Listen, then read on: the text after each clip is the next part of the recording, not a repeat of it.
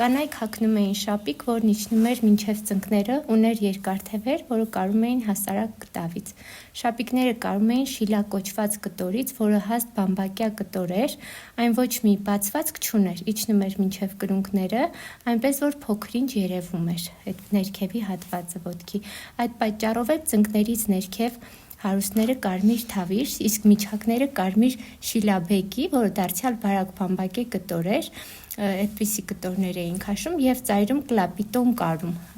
եզրակարերի նման։ Սրանց վրայից հագնում էին արխալուղ, որը կարում էին գունավոր չթից եւ ամբողջովին բամբակից էր դա։ Այն գրկում էր ամբողջ իրանը,